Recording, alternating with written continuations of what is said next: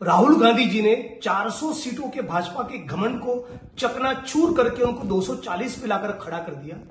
नफरत और हिंसा की आरएसएस और भाजपा की राजनीति के खिलाफ मोहब्बत का, प्यार का, दोस्ती का, भाईचारे का पैगाम दिया, भारत जोड़ो यात्रा की।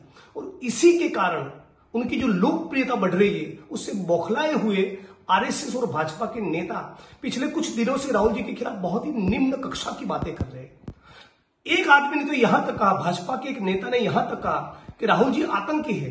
यह सुनकर दूसरे भाजपा के एक नेता ने कहा राहुल जी आतंकी नंबर 1 है। तीसरे आदमी ने यह कहा कि राहुल जी का हश्र वही होगा जो उनकी दादी इंदिरा गांधी को होगा। मतलब कि एक प्रकार से उनकी हत्या करने की बात की गई। और शिवसेना गुट के एक नेता ने तो यहां तक कह डाला कि जो राहुल जी की जीभ काट कर लाएगा, मैं उसे 11 लाख का इनाम दूंगा। ये किस प्रकार का लोकतंत्र है? क्या इस मुल्क में संविधान लागू नहीं है?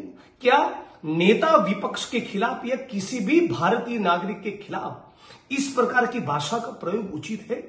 मैं मांग कर रहा हूं पूरी कांग्रेस पार्टी की ओर से, हिंदुस्तान की जनता की ओर से, एक एक भारतवासी की ओर से, भाजपा के जिन जिन नेताओं ने उस प्रकार के बयान किए हैं, तुरंत उनके खिलाफ मुकदमे दर्ज होने चाहिए, एफआईआर होनी चाहिए, गिरफ्तारी होनी चाहिए और एक एग्जाम्पल सेट करना चाहिए कि कोई भी आरएसएस और भाजपा का नेता केवल नेता विपक्ष नहीं, भारत के, हिंदुस्तान के किसी भी नागरिक के खिलाफ इस प्रकार के शब्दों और भाषा का प्रयोग न करे। राहुल जी की लोकप्रियता बढ़ रही है, उनका स्थान हजारों, लाखों, करोड़ों लोगों के दिलों में है। तो मैं मांग करता हूं कि गिरफ्तारी हो, पुख्ता जांच हो और उसके पीछे की मंशा क्या है उसका भी एक इन्वेस्टिगेशन होना चाहिए।